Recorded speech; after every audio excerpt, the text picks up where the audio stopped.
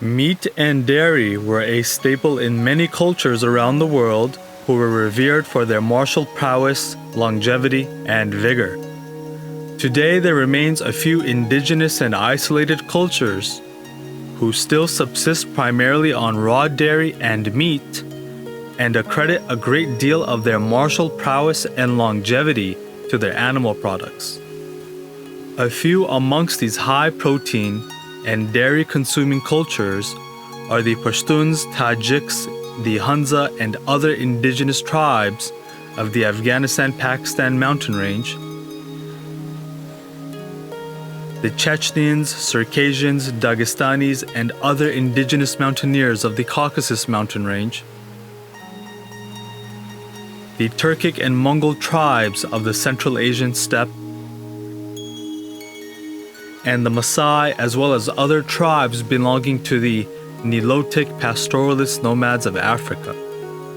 I will examine each of these groups in this mini documentary and explore the splendid health, the potency of their military prowess, and the excellent human development afforded to these people by their high intake of animal foods and indigenous ways of life.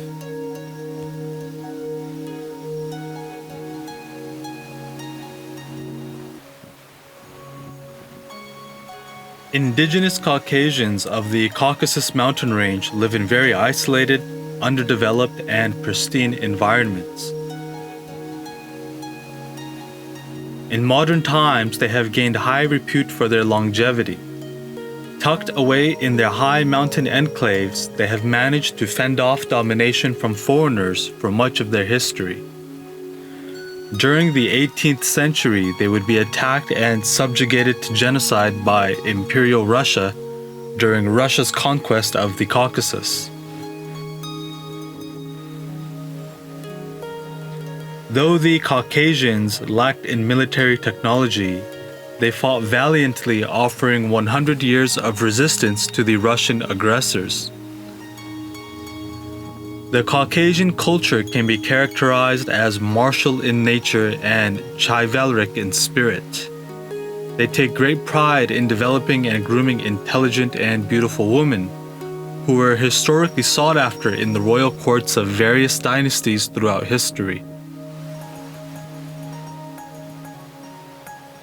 The cultural and nutritional nourishment provided to the Caucasian mountaineers by their mountainous ecology has afforded these indigenous mountain people a very high level of culture seldom found anywhere else in the world.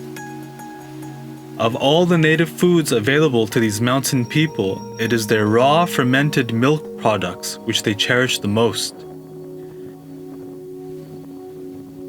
The indigenous Caucasians understood well that the raw nutrition in their dairy products played a primary role in the nutritional fortification and physical development of their people.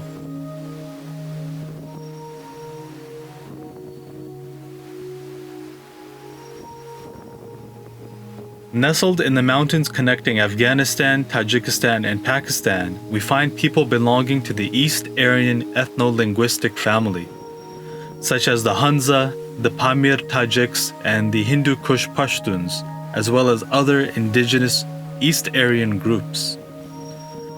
These mountain people are world-renowned for their longevity, their fierceness, and martial courage.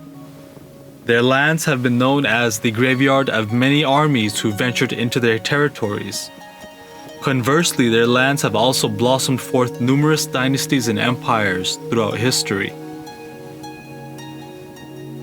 In more recent times, the tribesmen inhabiting the Afghanistan and Pakistan mountain ranges have gained notoriety for their successful resistance to the British in the 19th century, a guerrilla war against the Soviet Union in the 20th century, and most recently, a successful 20-year insurgency against NATO. These East Aryan mountain people highly cherish their fermented raw dairy products, which are obtained from herds of animals that chase seasonal pastures.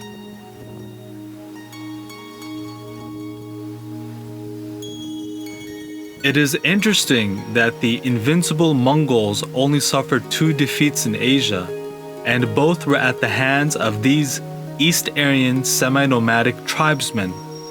The first in the Battle of Parwan, and the second in the multiple battles of Delhi, where Mongol forces were defeated by the ruling Afghan nomads.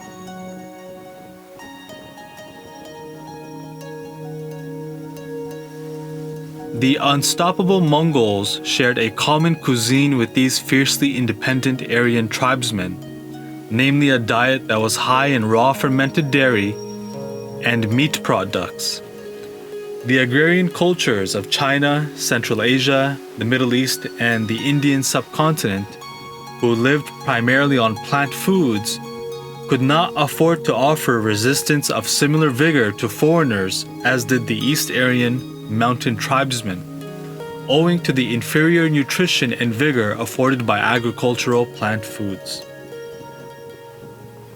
The raw dairy products, abundance of animal protein from grazing animals, and the rugged terrain of these Aryan tribesmen has developed a most potent martial race.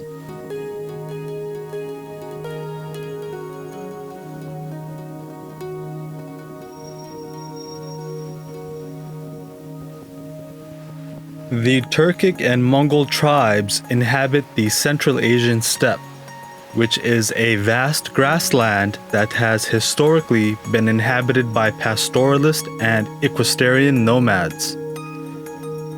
It is interesting to note that through the course of Oriental history, we find the perennial reoccurrence of militarily potent, horse-riding nomadic people who migrate southwards into the agricultural civilizations of the south and emerge as conquerors and rulers.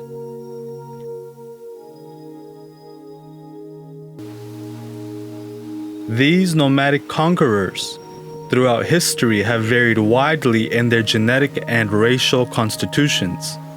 At one time, they were of Iranian and Afghan origin, or as they refer to themselves, of Aryan origin, and at later times, they were of Altaic origin, which includes the modern-day Turk and Mongols. And so it is not a matter of racial supremacy or one race dominating another, but more so a matter of lifestyle and the superior nourishment afforded to pasture-seeking nomads. These nomadic people largely subsist on raw dairy and meat products, and due to their optimum nourishment were able to conquer and dominate the agrarian or plant-based and cooked food cultures of the southern settled civilizations.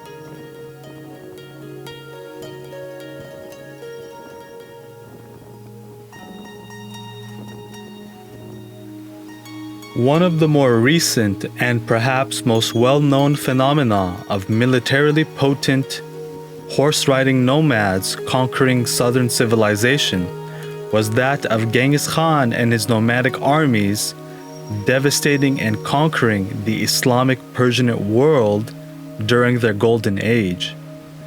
The Muslims at the time were the foremost leaders in science and technology, and also wielded the most significant economic and political power on the global stage. Despite this, they were no match for the nomadic armies who marched south and completely eradicated their civilization. Jack Weatherford writes in his book, Genghis Khan and the Making of the Modern World, quote, "The Mongols consumed a steady diet of meat, milk, yogurt, and other dairy products, and they fought men who lived on gruel made from various grains. The grain diet of the peasant warriors stunted their bones, rotted their teeth, and left them weak and prone to disease. In contrast, the poorest Mongol soldier ate mostly protein, thereby giving him strong teeth and bones."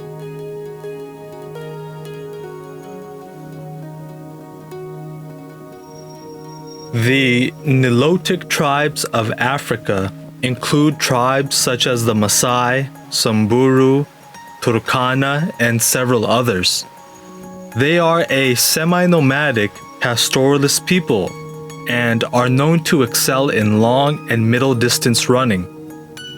They are also famous for their high jumps and are world-renowned for their excellent sporting prowess. These tribes subsist largely off of a diet which consists of raw milk, raw blood, cooked and raw meat, as well as some native vegetation.